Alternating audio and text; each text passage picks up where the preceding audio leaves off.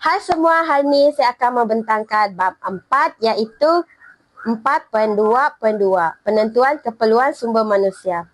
Baiklah, dalam kaedah penentuan keperluan sumber manusia ada 3. Yang pertama ialah meramal sumber dalaman dan luaran.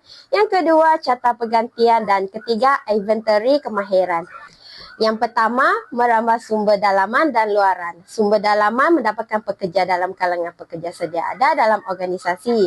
Organisasi perlu buat anggaran tentang bilangan pekerja dari sumber dalaman yang diperlukan pada masa hadapan.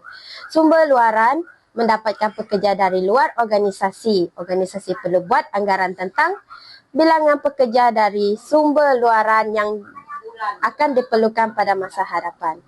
Yang kedua, carta pergantian. Carta pergantian mengandungi senarai pemegang jawatan semasa dan calon pekerja yang bakal menggantikan sekiranya berlaku kekosongan bagi sesuatu jawatan. Carta pergantian juga akan dikemas kini sepanjang masa. Yang ketiga, inventory kemahiran. Fail peribadi pekerja yang mengandungi maklumat pekerja mengenai pengalaman, latar belakang pendidikan, minat kemahiran dan latihan yang dihadiri. Organisasi boleh membuat perancangan dan memahami kemampuan pekerja. Dalam pembentangan ini, saya akan membincangkan faktor-faktor penentuan keperluan sumber manusia.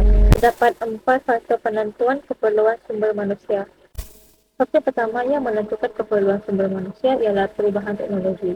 Pengemudi sumber manusia perlu merancang dan menyediakan pekerja berkebolehan supaya organisasi dapat menyesuaikan diri dengan perkembangan teknologi semasa.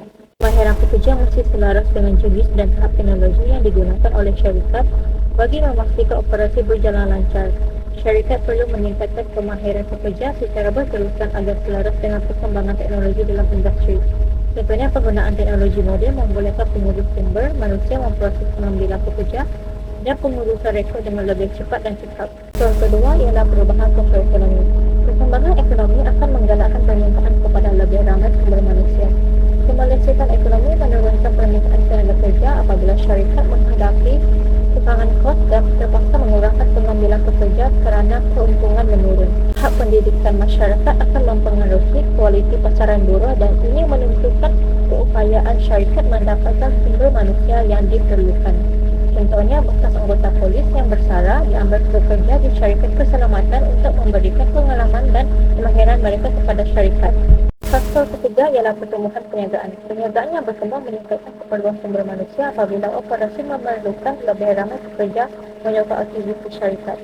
Syarikat yang memulakan perniagaan baharu menambah permintaan tenaga buruh dan bilangan pekerja bagi memastikan operasi berjalan lancar. Perniagaan yang merosot mengurangkan keperluan sumber manusia apabila aktiviti operasi berkurangan. Contohnya, sebuah kilang pembuatan minuman ringan memperluas pengeluaran dan mengambil lebih ramai pekerja bagi menampung peningkatan permintaan pasaran.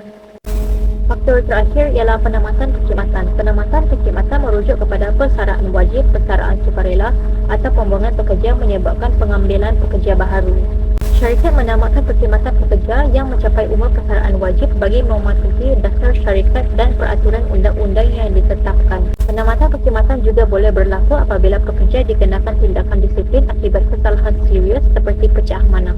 Contohnya, sebuah syarikat perbankan mengambil pekerja baru menggantikan pegawai yang bersara dan pegawai yang meninggalkan syarikat secara sukarela.